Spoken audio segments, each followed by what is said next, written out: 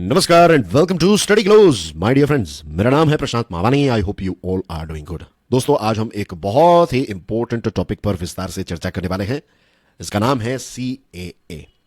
सरकार ने सीएए को लेकर जो रूल्स हैं वो नोटिफाई किए हैं, तो हमारे लिए ये बहुत ही इंपॉर्टेंट बन जाता है कि हम इन रूल्स को अच्छी तरीके से समझ लें।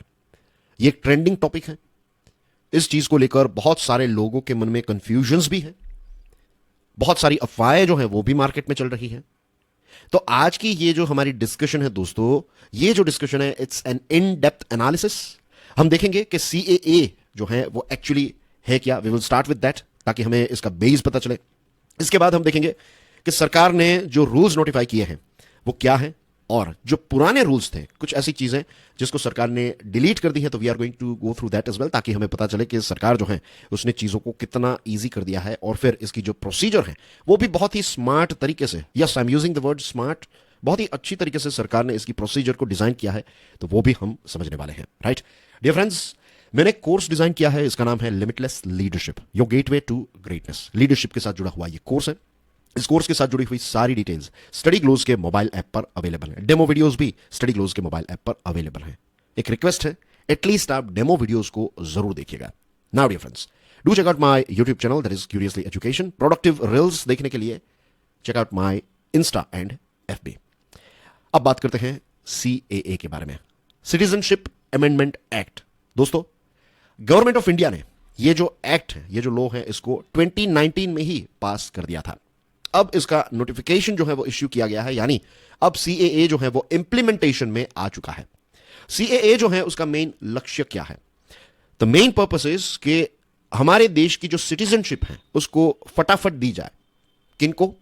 ये सारी कम्युनिटीज को, Hindus, Sikh, Buddhist, Jain, Parsi, Christians, ये सारी जो कम्युनिटीज हैं जो इन तीनों देशों में रहती थी। एक है पाकिस्तान, एक है अफगानिस्तान और एक है बांग्लादेश। नाउ डियर फ्रेंड्स, इसमें एक कम्युनिटी मिसिंग है and that is of course Muslims. एक चीज की क्लैरिफिकेशन यहां पर पहले से ही कर दूं ताकि कोई कंफ्यूजन ना रहे। देखिए, ये पाकिस्तान, अफगानिस्तान और बांग्लादेश, ये तीन देश जो हैं पूरी दुनिया जानती है, आप जानते हैं कि ये इस्लामिक देश है। तो इसमें मेजोरिटी जो है वो मुसलमानों की है, और ये तीन देशों के अंदर माइनॉरिटीज जो है वो ये सारी कम्युनिटीज की हैं। तो ये सारे देशों के अंदर बहुत सारे प्रूफ भी हैं कि वहां पर उनको प्रोसिक्यूट किया जाता है, यानी कि उनको धर्म के नाम पर प्रताड़ित किया जाता है, परेशान किया जाता है। वहां की जो लोकल सरकारें हैं या फिर जो प्रशासन है वो धर्म के नाम पर एक बायस होता है, राइट, पक्षपात, और ये सारी चीजें एक लंबे समय से चलती आई हैं। तो ये सारी जो कम्युनिटीज हैं, हिंदू, सिख, बुद्धिस्ट, जैन, पारसी और क्रिश्चियंस, अगर वो भारत आना चाहते हैं तो उनको जल्द से जल्द भारत की सिटीजनशिप मिल जाए।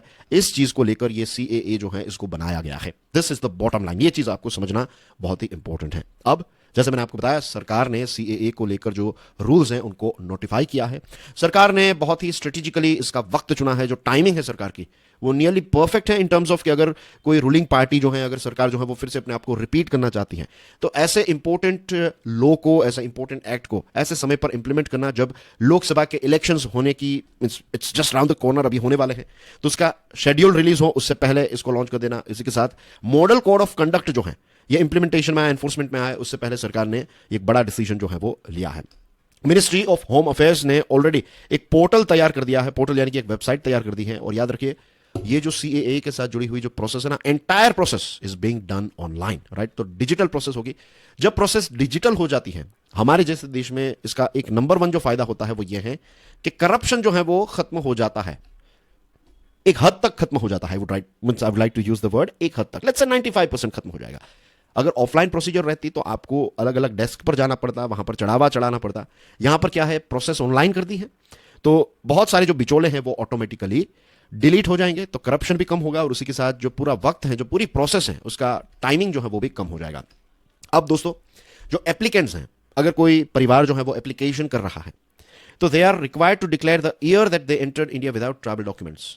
अब उनको क्या है कि ट्रैवल डॉक्यूमेंट्स नहीं है उनके पास, उसके इट्स ओके, वो अपनी जो डेट है, किस डेट पे वो भारत आए थे, वो चीज जो है वो उनको डिक्लेयर करनी है। उसके साथ जुड़ी हुई चीजें भी हम डिस्कस करेंगे, डोंट वरी। और जो डिले हुआ 2019 में, सरकार ने इस रूल को पास किया, लेकिन तब से लेकर आज तक सरकार ने इसको नोटिफाई नहीं किया था। उसके पीछे सरकार ने कुछ रीजंस भी बताए हैं। एक तो नंबर वन रीजन है कि सीएए के खिलाफ बहुत बड़े बड़े प्रोटेस्ट्स हमारे देश में हुए थे, राइट। और ऐसा नहीं है कि मुसलमानों ने ही प्रोटेस्ट किए हैं, कुछ ऐसे राज्य हैं जहां पर हिंदू कम्युनिटीज ने भी प्रोटेस्ट किया था। जी हां, जैसे कि आसाम है, त्रिपुरा है। तो वहां पर रहने वाले जो मेजोरिटी के लोग हैं उनको यह लग रहा था कि सीएए के माध्यम से सरकार जो है वो बांग्लादेशी माइग्रेंट्स जो हैं उनको भी सिटीजनशिप दे देगी। उस समय पर अफवाहें और ये सारी चीजें बहुत चल रही थी। और ध्यान रखिए कि आसाम और त्रिपुरा जो है ये बीजेपी रूल्ड स्टेट्स होने के बावजूद भी वहां पर हिंदू कम्युनिटीज ने विरोध किया था, क्योंकि सीएए के साथ जुड़ी हुई कंफ्यूजन और ये सारी चीजें काफी ज्यादा उस समय पर चल रही थी। लेकिन आई एम श्योर आज की अभी तक की अगर कोई डिस्कशन देख ले तो उसको पता चल जाएगा कि सीएए इज फॉर वे सारी कम्युनिटीज जो ये 3 देशों में रहती हैं, इजंट इट। अब दोस्तों रूल्स को देख लेते हैं, राइट। सरकार ने रूल्स को काफी ज्यादा इजी किया है। Again I would like to reiterate, 3 देश, पाकिस्तान, अफगानिस्तान और बांग्लादेश, ये 3 देशों से जो कम्युनिटीज हमने देखी, तो ये सारी कम्युनिटीज के लोग जो पे अटेंशन हियर, जो डेट है दैट इज 31 दिसंबर 2014, यानी कि 2015 की शुरुआत हुई उससे पहले जो भी लोग ये 3 देशों से, बना से जो भी लोग मैं बात कर रहा हूं वो कम्युनिटीज की, तो ये जो कम्युनिटीज हैं उनके जो भी लोग हमारे देश में 2015 से पहले, आप फॉरगेट अबाउट 31 दिसंबर 2014, ये थोड़ा याद रखने में आपको डिफिकल्ट हो सकता है। आप इतना याद रखिए 2015 से पहले अगर कोई परिवार, अगर कोई इंडिविजुअल यहां पर आए हैं और वो भारत की सिटीजनशिप चाहते हैं और उनके पास जिस देश से वो आए हैं, ये 3 देश अफगानिस्तान, पाकिस्तान या फिर बांग्लादेश, तो इनका अगर वैलिड पासपोर्ट नहीं है या फिर वैलिड वीजा जो भारत के नहीं है, ऐसे लोगों को भी सीएए के तहत सिटीजनशिप देने की बात है।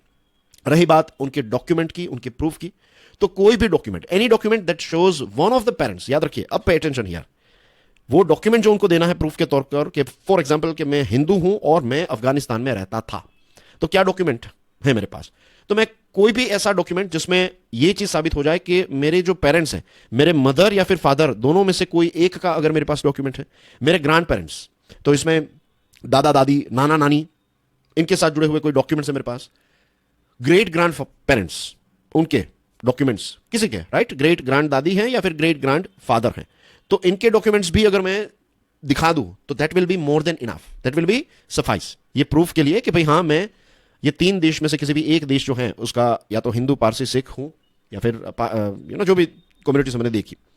सो प्रूफ देना यहां पर जो है, डॉक्यूमेंट जो है उसका लिस्ट जो है, इसको सरकार ने क्या किया है, काफी ज्यादा इजी कर दिया है।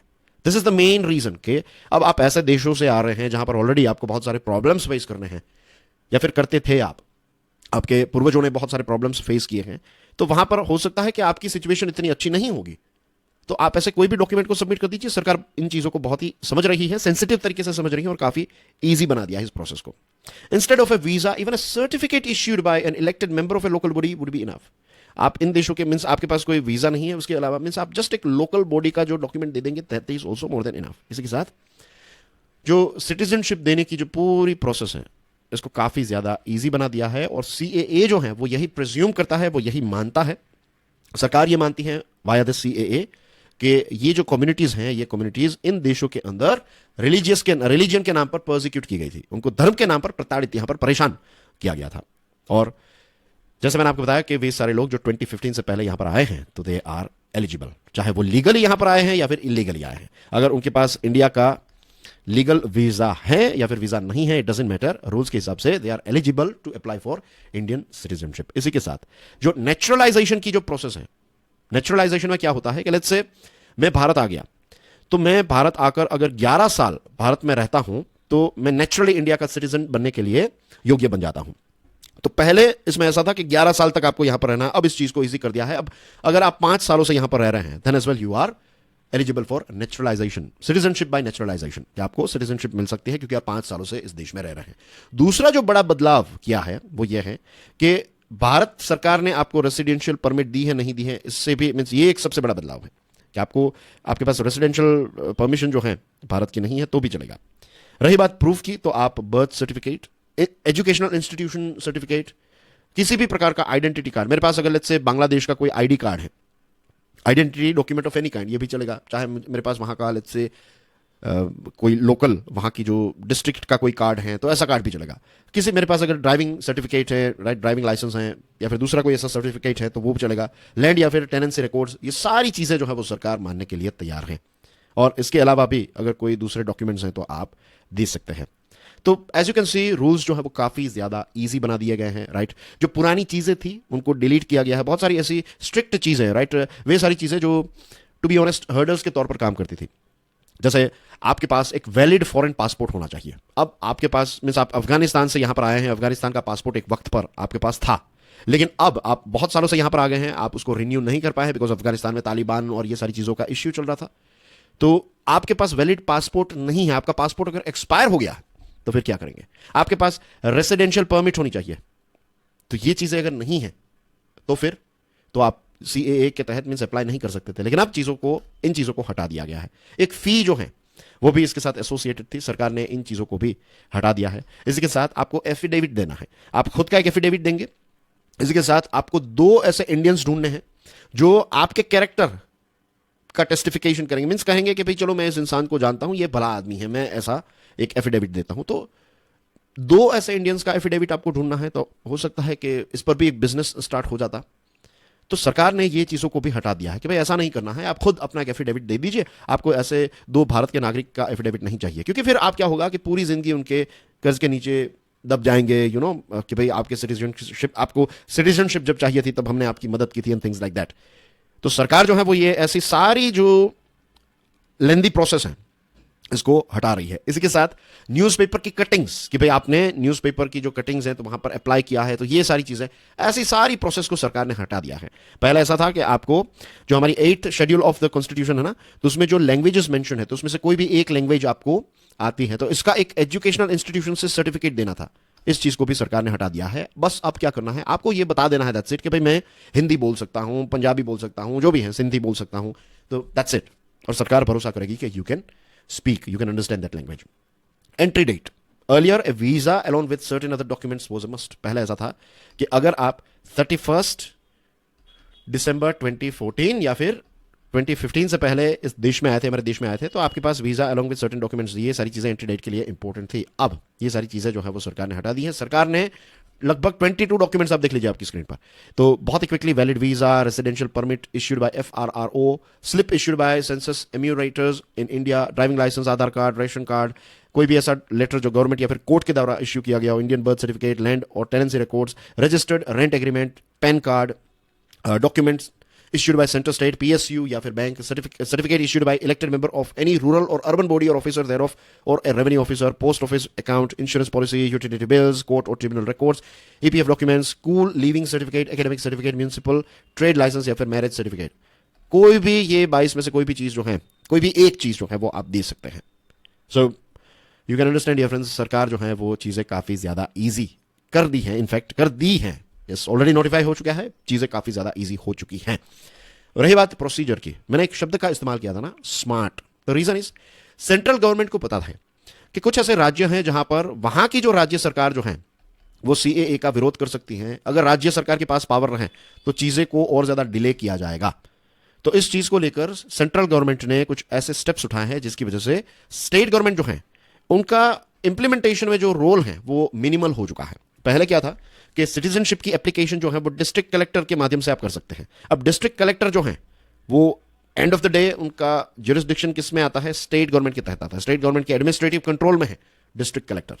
तो ये चीजों को हटा दिया है। अब नया रूल जो है उसमें यह है, एक तो पूरी प्रोसेस जो है वो ऑनलाइन आपको करनी है, नंबर 1। नंबर 2, सरकार ने यानी कि सेंट्रल गवर्नमेंट ने 2 ऐसी कमिटीज बनाई है, एक है एम्पावर्ड कमिटी, दूसरी है डिस्ट्रिक्ट लेवल कमिटी।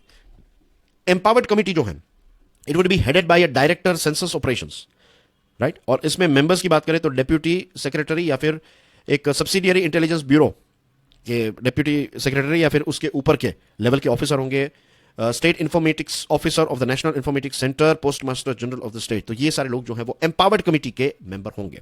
इसके साथ एम्पावर्ड कमिटी जो है वो 2 लोगों को इन्वाइट करेगी in the committee as of course members.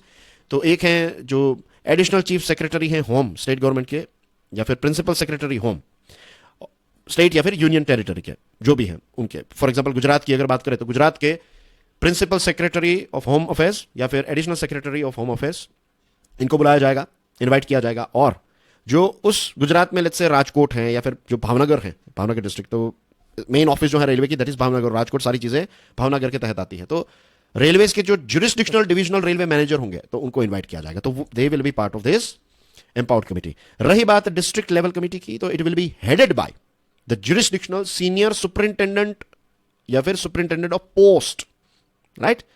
Post जो है उनके सुपरिंटेंडेंट आ जाएंगे, नॉट पुलिस ऑफिसर, क्योंकि पुलिस ऑफिसर जो है वो end of the day state government के तहत आते हैं, इजंट इट?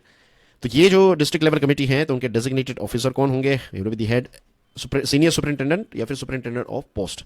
मेंबर्स की बात करें तो it will include district informatics officer और district informatics assistant and a nominee of the central government. District level committee जो है वो 2 लोगों को इन्वाइट करेगी, right, representative not below the rank of naib tehsildar और equivalent from the office of district collector and the railways jurisdictional station master subject to availability. So this is how it will work. तो यहां पर basically मैं अगर आपको बता दूं तो सेंट्रल गवर्नमेंट ने सारे पावर्स जो है वो अपने पास ही रखे हैं, स्टेट का इंटरफेरेंस मिनिमल होगा। डिस्ट्रिक्ट लेवल कमेटी का मेन काम क्या होगा? It will administer N auth.